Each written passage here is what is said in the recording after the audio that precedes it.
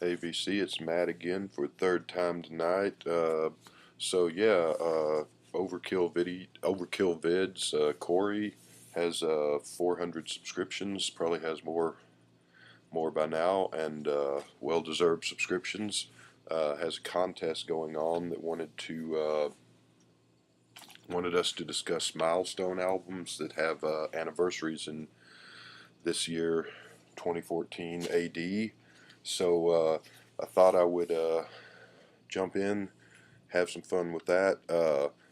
Wanted to concentrate on 1984 and 1964. So we'll go to 84 first. One of my favorite albums of all time. Oddly enough, I don't have a copy of it anymore. Something I've been meaning to rectify, but more about that in a second. Purple Rain by Prince.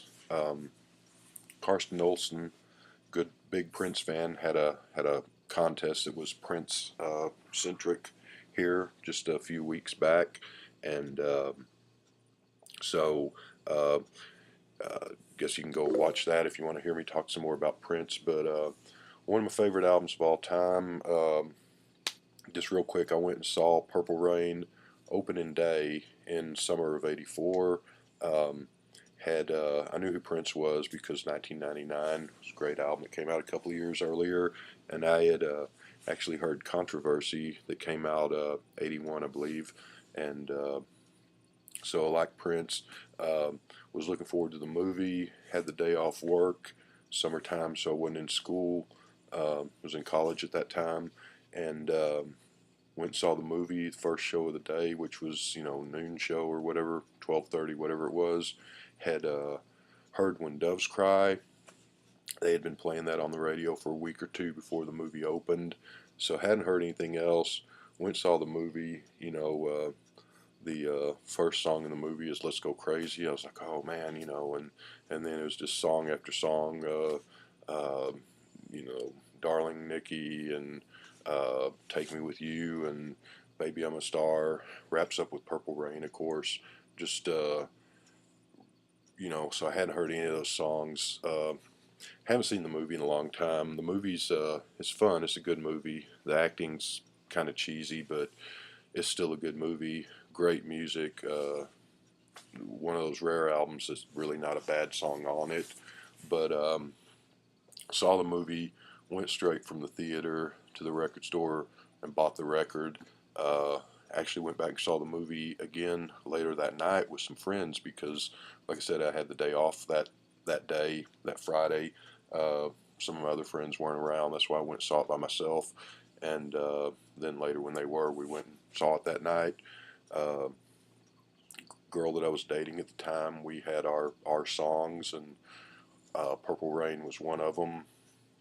And it just brings back a lot of great memories. 1984 was probably the best year of my life, or up there anyway, but probably was the best year, or my favorite. And that was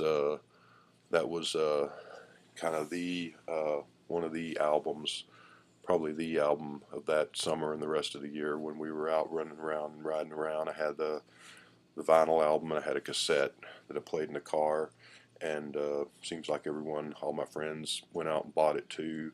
But there was there was Springsteen's Born in the USA, there was the Cars album, Heartbeat City, Bangles' first album, Cyndi Lauper's, that was '84 with She's So Unusual, Go-Go's Talk Show was one, but Purple Rain was one that we just played to death, running around, riding around on the weekends and stuff, and so great memories of that album. No longer have a copy of it. Was wanting to get a copy, thinking that that's one I need to get. And I actually don't have 1999 or Controversy or any of his classic period albums. I've got some of the 3 of the later ones on CD, but I just read a couple of days ago, ran across an article that because he was with Warner Brothers, and then you all remember in the I guess late '80s, early '90s when he and the label got crossways with each other and parted ways, and he changed his name to the funny little symbol for a while and all that that stuff. But according to the article, he has re-signed with Warner Brothers. They part of the deal, he gets the copyrights and masters to his old songs from when he was on the label, and he's got a new album coming out that he's been working on. Some of his later stuff is hit or miss, but there is good stuff in there to be found. It's just not as consistent and solid as his earlier stuff, in my opinion. But got a new album coming out, so I guess Warner Brothers will be releasing that, which will give him a lot of promotion. I don't know how good it's going to be at this stage in the game, but I'm looking forward to hearing it. Um, I think that they're also going to be releasing unreleased material, which the article didn't specifically state, but from the way it read, I think they're talking about from the late 70s through the early mid 80s. So that's something to look forward to. But they wanting to do a 30th, and that's amazing and surprising and depressing that it's been 30 years since Purple Rain came out. Almost, I mean, it came out in the summer, but which is almost here. But they want to do a 30th anniversary re-release of Purple Rain. I know there were a lot of great B-sides on the singles released from that album, and there were about 5 or 6. I mean, that album was on the radio, just stayed around for a year or so. So that'd be great if there's a vinyl version that has the regular album and then a second album with the B-sides, and maybe some unreleased material from his Prince and the Revolution days back in 84, 83. So I'm really looking forward to that. So 30th anniversary of Purple Rain, gonna be a good thing, and I'll get a copy of that definitely. I remember I was in the record store a couple of times and ran across just old vinyl copies, and almost picked them up a couple of times, but I'm glad I waited. So there's that. Go back to 1964, I would have been one. But another great year in music, obviously. The elephant in the room being the Beatles. Um, we actually had a lot of 50th anniversaries lately. We had just a few months ago was President Kennedy. In 2012, we had re-release of Love Me Do, the 50th anniversary of the Beatles' first record. Well, not technically first, but you know, not counting the Tony Sheridan and that stuff. And then, of course, this year we had the Beatles' arrival in America. And quick plug, I've done it before, but I'll do it again.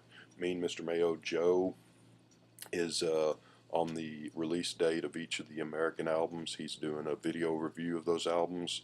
As you all know, the American albums are different than the British albums were. Different song orders, different songs that aren't different covers, different titles. You can argue whether that's a good thing or a bad thing that we didn't get the Beatles as the Beatles intended it in America until Sgt. Pepper, but those are the albums we grew up with, or those of us who are older. So I'm really enjoying that. He's already done Meet the Beatles and the Beatles' second album, so I guess he'll be doing Hard Day's Night and something new, and those other albums as they release dates come along. So check those out if you haven't heard about him and get a chance, because he's doing a bang-up job on that. But that's really all I'm going to say about the Beatles, because Joe and some others have been talking about them and the 50th anniversary, and that's been all over the news and so forth, and which is a good thing. But I thought I would check in with two more 1964 releases, which I just happened to pick up on this record store day that just passed last week. The first one, Otis Redding's first album, Pain in My Heart, was released on January 1st of 1964. It shot up to number 103 on the Billboard chart, and a couple of the 45s that are his well-known songs on here would be Pain in My Heart and These Arms of Mine, which I think Pain in My Heart got up to like 30 on the R&B chart and 60 or so on the Billboard chart. And These Arms of Mine, about 60 on R&B and 80 something on the Billboard chart. So they weren't huge hits. I think they were um, how well known he was at this point, but certainly he got better known as time went by. But and this his first album. I've been got this what last Saturday was Record Store Day, so limited edition. I got number 5,000. I got 635. It's kind of cool. Nice thick sleeve, which I like. Here's a and I showed this in my Record Store Day pickups, but on the Atco label, it's kind of cool. And he would this is a good album, but for a first album, it's a really good album. And he would his subsequent albums I'd rate a little higher than this one. The two hits notwithstanding, a lot of covers on here. There's several songs that he did write though. Security is a Redding song, and that's a great song. But uh, Carla Thomas, I don't know if that's Carla Thomas, but Thomas the Dog is a good rocking song. Stand By Me by Benny King is on here. He covers. That's a song that the songs that you've heard so much that you just don't really need to hear them again, been driven into the ground. We have a oldies radio station here that's been around for 30 some years, and I don't really listen to regular radio in my car anymore. I've got XM and I listen to CDs, but when I would listen to K-Love, because radio in Dallas Fort Worth area is just crap. Um, you got NPR and you got KTCU for TCU football games, and then you got some really lame radio stations otherwise, classic rock that play the same things over and over, and you got the oldies radio station. But Stand By Me, they would play that 500 times a day, and it's not a bad song, but I was never that crazy about it to begin with, to be honest. And but he does Otis Redding's version is not bad, not bad. Um, but there's other songs on here that I hadn't heard before. Hey Hey Baby is a Redding song, is really good, a upbeat kind of gravelly gut bucket soul number. You Send Me, of course, is Sam Cooke. More about Mr. Cooke in a minute here, but um, Otis Redding's my favorite singer. Him and John Lennon and Otis Redding are my favorite singers. Sam Cooke would probably be number 3.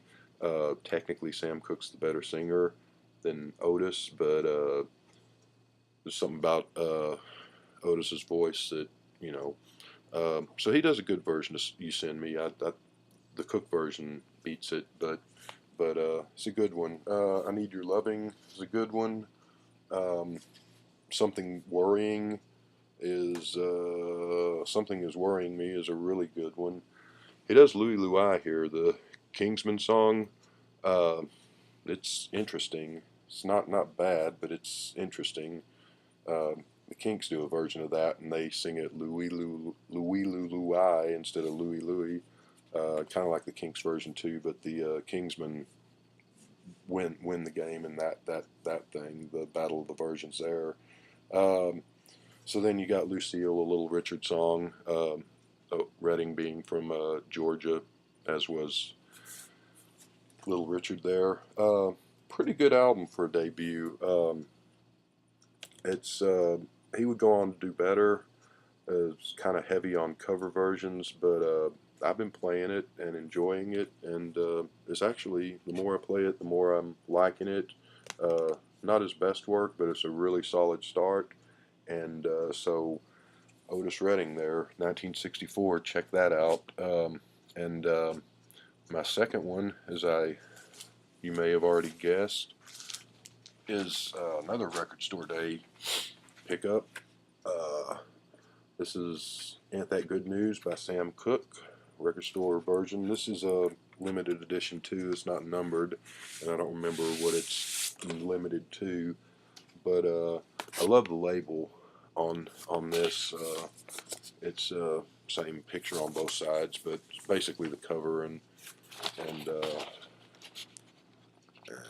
see that. But flimsy cover though. I don't like flimsy covers. But this is this came out on March 1st of 1964. Of course, tragically, Sam Cooke died in December of '64. Reached number 34 on Billboard, and this was recorded in the 6 months earlier. Cooke's son, 18-month-old son Vincent, drowned, and so this was some of the first stuff that he recorded after he had lost his son. I think Another Saturday Night predates that, but the rest of the stuff on here. And Cooke wrote quite a few of these songs. There's some covers on here. It has, and I had not heard a lot of stuff on this album. This is the last album he recorded before he died. A Change Is Gonna Come, of course, and I said on another video that may be my favorite soul song of all time. Another Saturday Night, of course, everybody knows, and starts off. The first side is kind of the soul, upbeat, rock and roll side. Cooke was, you know, I mean, he was never James Brown or Sly Stone, but he wasn't always that smooth, silky voice singer either. As a matter of fact, I'm not a huge fan of live albums, but this is, and I think this is out on vinyl. Need to pick this up sometime on vinyl. This is my favorite live album, I think, of all time. Sam Cooke at the Harlem Square Club, which was not released in his lifetime. I don't think this actually came out until the 80s, which is amazing. But this is just gut bucket. He did another live album at the Copa, which is kind of the Cupid and You Send Me, the more Sam Cooke you're used to, the balladeer. This is more upbeat, gut bucket soul. Great live album. If you haven't heard this, and if you're not a fan of live albums, I mean, I don't hate them, but I'm not a huge fan. I usually like the studio versions of stuff better. And there's some live albums I like, but this, if you don't have this, this is one you got to get. And so is this. This is great. It starts off side one, Ain't That Good News, which is kind of a rollicking, upbeat, and just a great song. Meet Me at Mary's Place. They're not a bad song on here, but Meet Me at Mary's Place, because it's killing me, because it sounds like another song, and I can't quite place what song it sounds like, but it sounds like an old gospel song. I just can't figure it out. Another Saturday Night, Tennessee Waltz, Good Times, Change Is Gonna Come, open side 2, and it's on the liner notes. First side, strong and rocking, certainly is. Second side, ballads, deep and soulful, which is definitely true of A Change Is Gonna Come. Some of these other songs on here really sound, you can tell it's Sam Cooke, but I mean, they're almost Sinatra-esque, or sound like pre-rock and roll, pre-soul music, stuff from the 40s and early 50s, which is not a good thing, which is not a bad thing. It's a great thing, actually, because he does such a good job on it. Kind of sounds Nat King Cole on some of this stuff. But Sitting in the Sun, is that the one that's an old Irving? Yeah, it's an old Irving Berlin song that I never heard. He does a really great job on it. If you like 60s music, if you like soul music and you don't have this, this is one to get. This is just a great A+ album. The Otis Redding first album, I'd give it I'd say a B-. It's worth getting. This one is definitely worth getting. The only thing on this, and he does a good job on it, the last song is called The Riddle Song, and I'd never heard it. I've heard it before, but I didn't know it was a real song. Where I'd heard it before is in Animal House, when the scene where the toga party at the fraternity and John Belushi's Bluto, is coming down the stairs, and the kind of hipster folk music guy in the turtleneck sweaters on the stairway with a couple of girls, and he's got his acoustic guitar, and he's singing this, I gave my love a cherry, and I gave my love a chicken that had no bone. And Belushi looks like, what the hell, and finally can't take it anymore, grabs the guy's guitar and smashes it up against the wall and goes off and gets drunk and gators to Louie Louie, as he should. But I thought that was just a song that was made up for the movie. You know, I didn't know it was a real song. So the last song on there, Sam Cooke wrote it, I believe, because it has down here the songs that are written by other people, and I guess he wrote it. So he does a good job. It's not a bad song. It's hard to. I'm never going to be able to hear that song without seeing Bluto smashing up the guitar from the dorky guy singing the song in Animal House. So it's just kind of, that's the version I heard first and knew for years, but it's not bad. And the rest of it, this is just prime, wonderful goodness. So definitely worth picking up. So yeah, those are two great 1964 albums that probably not going to get a lot of attention this year with the Beatles taking the spotlight. Um, Nothing wrong with that, but those two albums are definitely worth picking up. And I said, just in this real quick, we've had a lot of 50th anniversaries, but I looked up important events in 1964, just Googled it, and I found a site that has a ton of stuff on it by dates.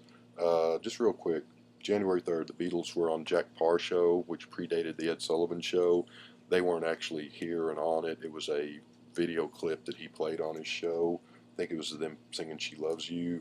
And I didn't get the dates on all the rest of these, but Dr. Strangelove came out. G.I. Joe was introduced. Of course, the Cassius Clay, Sonny Liston fight, Muhammad Ali was 64. Most lopsided high school basketball game took place in Louisiana. Didn't tell what the teams were, but it was 211 to 29. So that 29 team, I don't know if they've played since, but February 7th, the Beatles land in America, and Baskin-Robbins introduces Beetle Nut ice cream. Civil Rights Bill, Great Society and War on Poverty, of course, with LBJ. Italy sends out for help to keep the Leaning Tower of Pisa from falling over, and I guess someone helped it because it's still there as far as I know. First Ford Mustangs sold, the 1964 and a half model. Radio Caroline, the first underground radio station, or pirate radio station in England, goes on the air. First game at Shea Stadium, Mets lose to the Pirates. Supreme Court rules that closing schools to not comply with desegregation is unconstitutional. I just mention that because that's kind of cool, because I work for a newspaper, and I met last year, did a story on a woman, and she's in her late 60s or whatever now, but she was actually one of, because at the time I think she was like 8 or something. She was at a school that where they had closed the school, the white school. They just closed it down so that the black kids couldn't go there, and she was one of the kids that was named in the court case. And of course she was 8, so she didn't go out and hire a lawyer. Her father did, but she was part of that went to the Supreme Court, so she was part of that case, and really neat lady. It was kind of an honor and neat to meet her. Nelson Mandela was sentenced to life in prison in South Africa.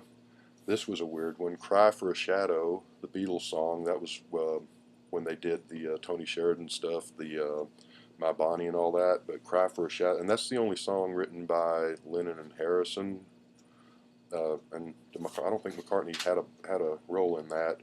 Instrumental, actually a neat song because it doesn't really sound like the Beatles, but it's kind of just a instrumental rock and roll, a little bit of surf sound to it maybe.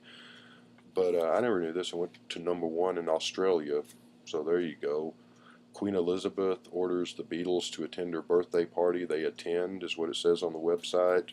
Some more Beatles stuff. WMCA WMCA radio station in New York played cuts from the Hard Day's Night album 10 days before it was supposed to be released or supposed to be broadcast.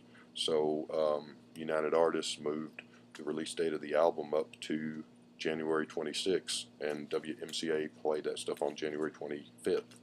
August 6th, Prometheus, the world's oldest tree, was cut down. Of course, you had the Gulf of Tonkin Resolution, the whole Vietnam thing. The Munsters, Bewitched, and Shindig all premiered in 1964.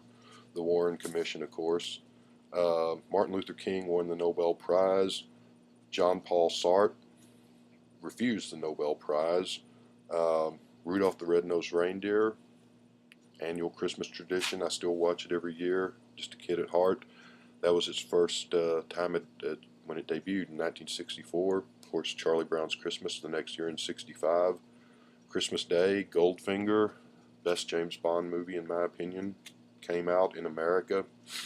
And here's two things. Well, January 22nd, the world's largest cheese, 15,723 kilograms, was made in Wisconsin.